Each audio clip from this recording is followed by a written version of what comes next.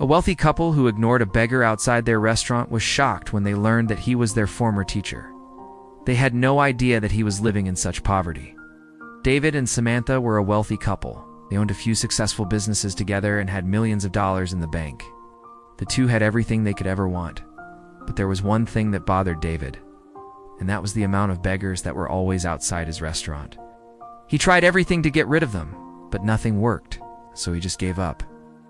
One day, David and Samantha were having lunch at their favorite table by the window, when suddenly a beggar appeared.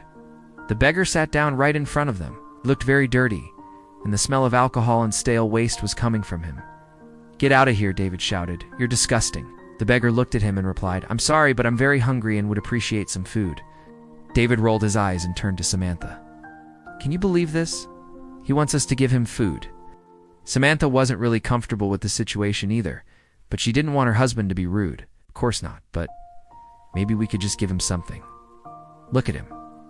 He must be starving." "No way," David replied. "He can get out of here." Before Samantha could say anything else, David got up, grabbed the man by the collar of his shirt and dragged him outside. "Here, get out of my restaurant." The beggar stumbled out of the restaurant and collapsed on the ground in front of everyone. He started begging again, but David walked away without giving him anything. David and Samantha went back to their table and continued eating. They acted like nothing had happened. Other customers stared at them in disapproval, but the couple didn't care, finished their meal, paid the bill, and drove home. They felt good about themselves because they had stood up for themselves against the beggars. But little did they know that they would regret it soon. The next morning, David woke up early to start working. He checked his phone and saw that he had received an email from one of his employees. It was about the new marketing campaign that they had discussed the day before. "Good job. Let's keep up the good work," he replied. Then he got up and went to the bathroom to take a shower. As he came out of the shower, he saw another message on his phone. It was from his son.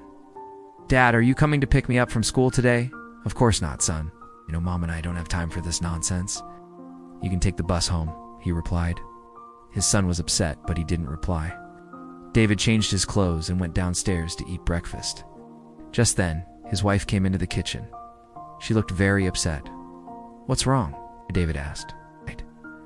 "I just talked to your parents and they invited us over for dinner tonight. We haven't seen them in a while, so I wanted to go," she said. David thought for a moment. "Yeah, okay, sure," he replied. He didn't really like his in-laws, but he knew he had to make an effort if he wanted his marriage to last. "Why don't we stop by the grocery store first? I think we should bring them something nice," she said. "Yeah, okay," he replied.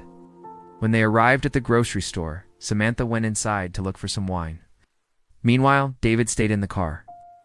Just then, a man walked up to the car and knocked on the window. David lowered the window and asked, "Can I help you?" "Excuse me, sir, do you have a light?" the man asked. David looked at him and replied, "No, I don't." The man nodded and walked away. David shook his head and started laughing. "Beggars are everywhere," he said.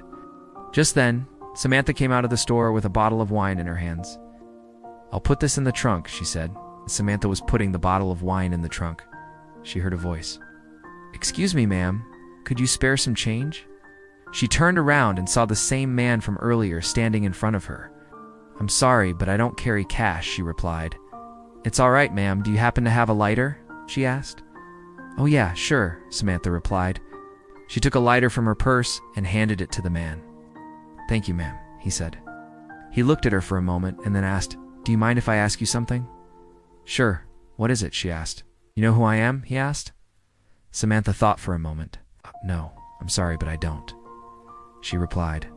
"Well, I'm your 6th grade math teacher, Mr. Williams," he said. Samantha's eyes widened in surprise. "Oh my God, really?" she exclaimed. "Yes," Mr. Williams replied. "You are one of my favorite students. We're always so smart and eager to learn," he said. Samantha smiled. "Thank you, Mr. Williams," she said. "It was a pleasure being your student." Just then David came out of the store. "Samantha, let's go," he said. Samantha turned to Mr. Williams and said, "I'm sorry, but we're in a hurry." "It was lovely seeing you again." "It was nice seeing you too, Samantha," Mr. Williams replied. "Wait here for a moment, please," David said. He took a couple of steps back and pulled out his wallet. He took out a $100 bill and handed it to Mr. Williams. "Here, take this," he said. Mr. Williams looked at the money and then at David. Are you serious? He asked. I don't need your money. I used to be your teacher. I've taught you some valuable lessons that I hope you'll never forget, he said. David's face turned red with anger. How dare you ask for money after all these years, he shouted. I don't need your money, old man. Get out of here before I call the cops, he said. Mr. Williams' eyes filled with tears. He looked at Samantha and whispered, I'm sorry I bothered you, Samantha. I didn't know you would treat me this way, he said. With that, he turned around and walked away. Samantha felt terrible about how her husband had treated Mr. Williams. She knew that he wasn't perfect, but she had hoped that he would have more respect for their former teacher. As they drove home, Samantha couldn't stop thinking about Mr. Williams. She knew that he was a good man who didn't deserve to be treated the way her husband had treated him. She decided that she needed to do something to make it up to him. The next day, Samantha went back to the grocery store. She bought a basket of food and went to find Mr. Williams. She didn't know where he lived, so she went to the local soup kitchen. She had heard that he often volunteered there. When she arrived, she asked around until someone told her that he was in the back room. She knocked on the door, and when someone opened it, she asked, Is Mr. Williams here? Yes, he is, the person replied.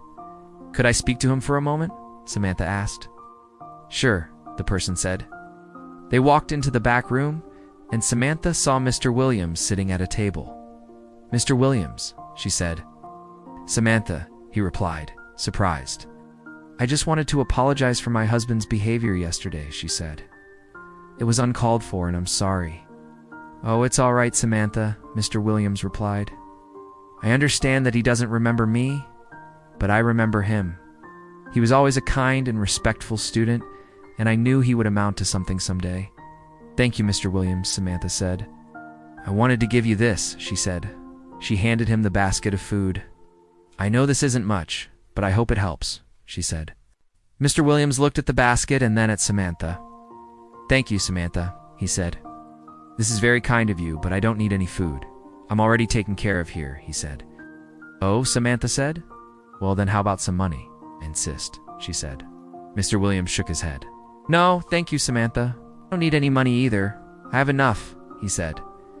Samantha knew that he was being modest, but she wasn't going to push the issue.